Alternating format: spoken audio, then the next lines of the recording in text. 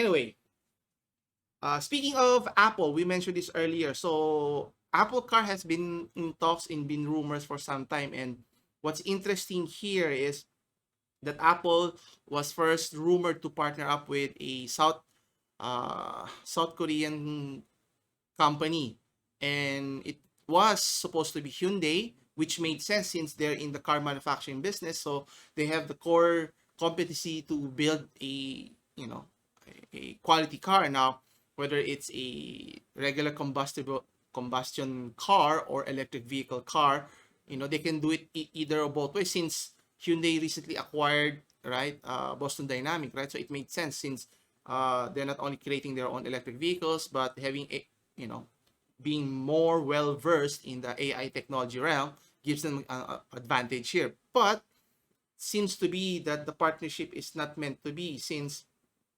obviously Apple wants to put the stamp or their logo in the car, so it will be known as Apple car, not as a Hyundai car.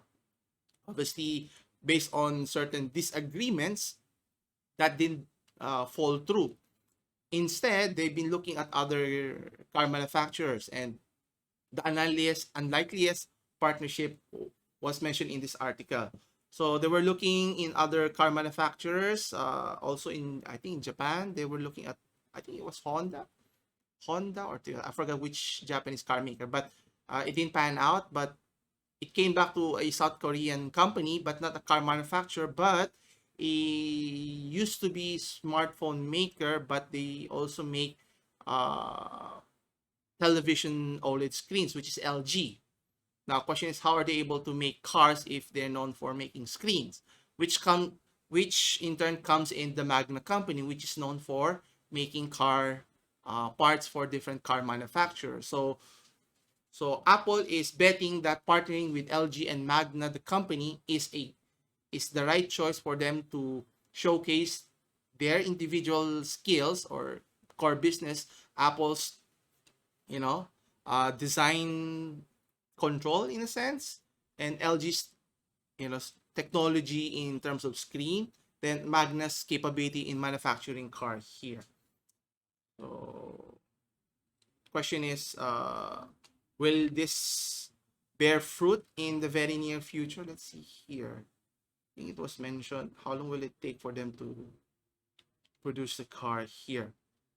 So obviously, Apple lovers should be excited that, a car of this stature can come in anytime soon here. Now, obviously, the initial partnering with talks with Hyundai was looking promising, but it went sour. And partnering with the LG company as well as Magna, the company, makes more sense for Apple here. Which is obviously Apple has a long-standing relationship already with LG, which has supplied LCD screens for the other components for their smartphone line. So there's a relationship already there. Now, for when the Apple Car will be seen released in the future, it was mentioned that there were reports that it claims that an Apple Car can be seen in the road sometime in the year 2024. So that's still a few years away, and obviously making a car compared to a smartphone is not as easy as it looks. And obviously one has to consider different aspects before you can create a concept car to an actual consumer car, similar how Tesla has been pushing the cars when they started, right? Creating all the hype. Obviously Apple has the brand capability for that one, but actually having a viable vehicle for market consumers would be tremendous. Actually, from my perspective, I think it would make sense if they can incorporate some sort of AI technology, self-driving capability, whether it's level 3 or even going to as much as level 5. I think if Apple can do that, they can make leaps and bounds in terms of not just being known for a smartphone company, but also as a car manufacturer, which is a big market here. It's a trillion industry here. So looking forward to where the direction Apple is. Now, I might not buy an Apple product in terms of phones, but I might buy an Apple car if it's that compelling of a case here. Anyway, on related story, now Apple has been mentioned in the previous article, as mentioned regarding to making the first Apple car. But on a related story, according to The Verge, uh, one might not realize that the iMessage feature in iOS is not necessarily exclusive to Apple users only. It was mentioned that there was a possibility that the iMessage can be incorporated in Android devices. So meaning whether you're Samsung or Apple smartphone user, you can talk to one another. Now, question is why they did not pursue this, knowing that they could easily do this. They have the capability. Well, according to their strategies, their business will be hurt more. Obviously, Apple has been trying to put a stranglehold in their ecosystem, making sure that any Apple user will only stay in the ecosystem, make it difficult for them to shift to a different platform. Obviously, that's anti-consumer. You should have the option and make it easier so that if an Apple user can see that you can talk to anyone outside of the platform, you can convince them, why not use Apple instead, right? It's not always the case of citing that you're limiting your option, but giving them an option just goes to show how confident you are in your capability, right? And this was mentioned in one of the emails of their Apple employees, and according to some high-ranking executives that revealed regarding the battle between the Epic Games and Apple, as mentioned, uh, it mentions that Epic, the company, argues that Apple consciously tries to lock customers onto its ecosystem of devices, which is true, right? I mean, it's their right to do that. Otherwise, they're concerned that consumers might flock to a different platform, which is, the case here. If you're an what do you call this?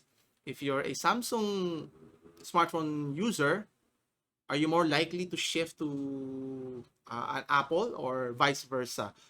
Based on the data in the United States, it's less likely that an Apple user will shift to a different platform. Now, that's not the case in other regions, but obviously, Apple's stranglehold in the North American region is a key factor here. Now, question is, why is that so? Now, uh, one of the one of the former employees of Apple mentions that the number one reason that it's difficult for anyone or in the Apple universe to leave is because of the iMessage application here. Now, obviously, you use the iMessage as a means to communicate with your friends and families, and especially in the North American, the culture of, especially if you're a student or a kid, if you're at school and you communicate with your classmate and you don't have that same technology, you'll be somewhat ostracized in a sense. You'll be mocked and say, why are you not using an iPhone? And you ask your parents to buy it for you. And obviously now there are cheaper alternatives, cheaper versions of iPhone, so it's much easier for them to buy, whether it's brand new or even second hand. So question here is, will Epic make a case for how, I would say, brutal, or for sticking to their guns, to their core strategy of locking in the ecosystem here? Now, there are obviously advantages to that, obviously advantage to the company, but disadvantage for the consumer, especially for their anti-repair policy. So that's very anti-consumer. If your device is broken, you should be able to get it fixed, right? Whether through Apple themselves or to a third-party repair companies here. But that's a different discussion altogether here. But the key point here, as mentioned, Apple decided distinctively not to develop the iMessage for Android as early as almost 10 years ago, 2013. So they could have made a version on Android that worked with iOS. So meaning, obviously, if it's a software, anyone could make it compatible for any platform here. And so that users, both platforms, would have been able to exchange messages with one another seamlessly. Now, obviously, that hasn't happened. Will that happen anytime soon? Very unlikely. And what's ironic here, and based on the article, it was mentioned that even before Steve Jobs passed away, Steve Jobs mentioned he was a proponent that announced that it would be an open industry standard way back in 2010. So what happened to that? Obviously, they changed their strategy. Obviously, to their benefit, not to the consumer's benefit here. Whether that changes in the future, hopefully, we'll see.